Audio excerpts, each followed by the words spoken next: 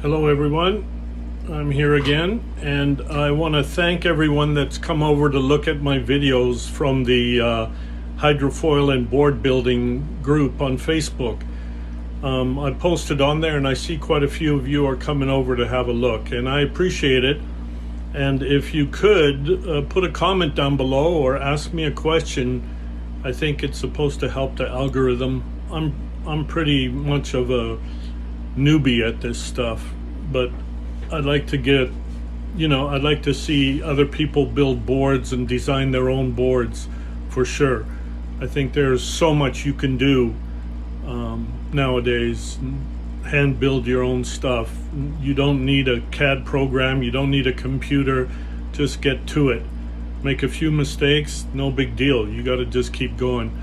I've been building boards since I was about 14, 15 years old, and it took me a while before, I never got to the point of where I was building big wave guns for myself because I didn't have the confidence.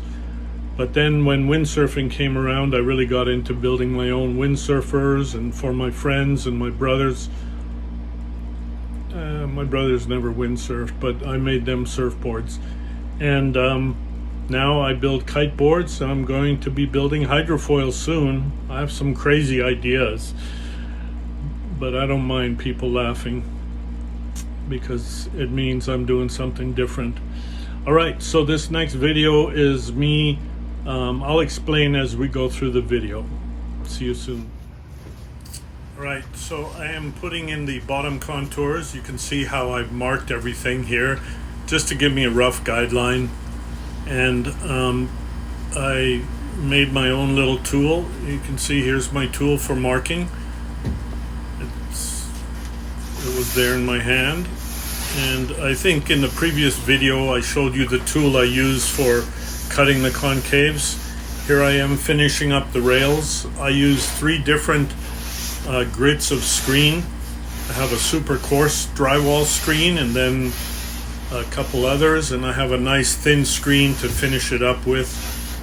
And I'm shaping a highly technical rail there. It's a soft rail at the ends and a hard rail at the center.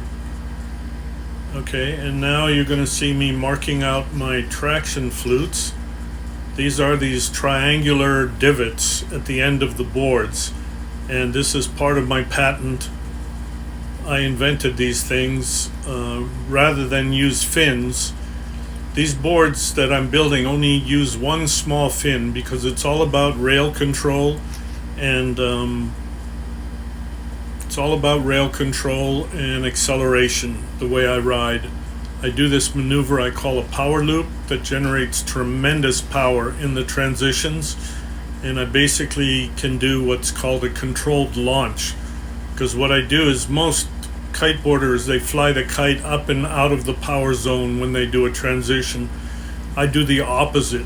I swoop the kite through the power zone, and I've had to design these boards and build these boards so that I could handle that power. And so these are stance specific boards.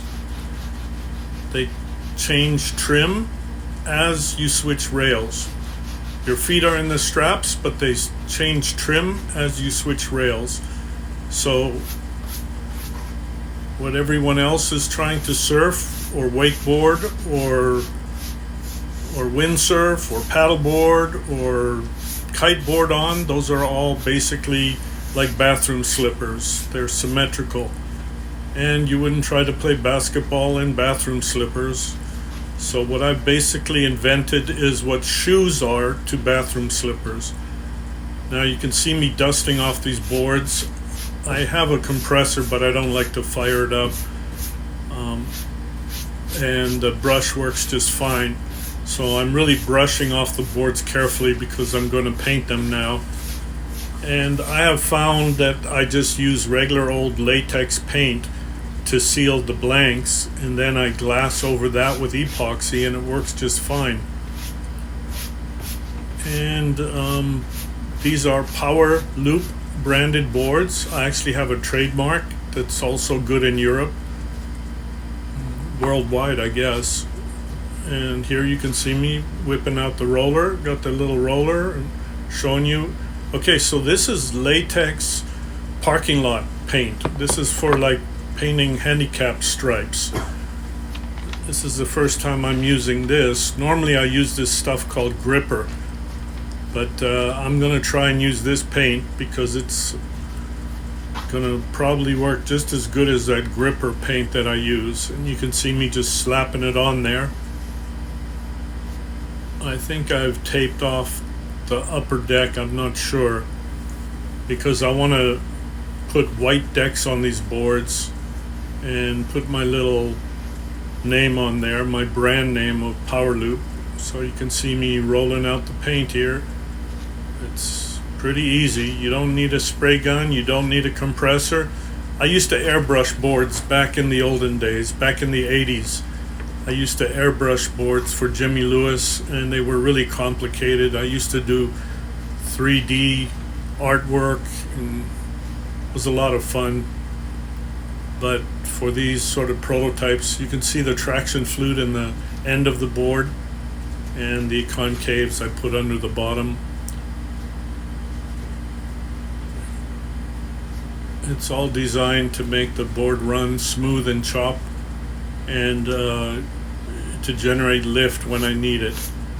I'm not going to go into absolute detail and bore you with those, but here you can see me cleaning off the blank, and got them all three painted now. I actually used a little bit different color paint on two of them, but you can't see it. Oh, here's where I had to modify my pump. So I'm switching to this clear resin. Previously I used up this resin that had turned brown on me but was still working. So I had to extend the hose on this pump, and I used a heat shrink tube for that. And you'll see another picture where I hold it up against there. You can see the flame, I think. And there's the lighter. So it's just heat shrink tubing, and here I had to extend it so it goes all the way to the bottom of this 5-gallon bucket. There you see my logo, my brand name, Power Loop. That's first board. This is a narrower board, and then this is a goofy foot model. I decided to make one for right foot forward people to try out. And that's about it. I think it's the end of the video. See you next time.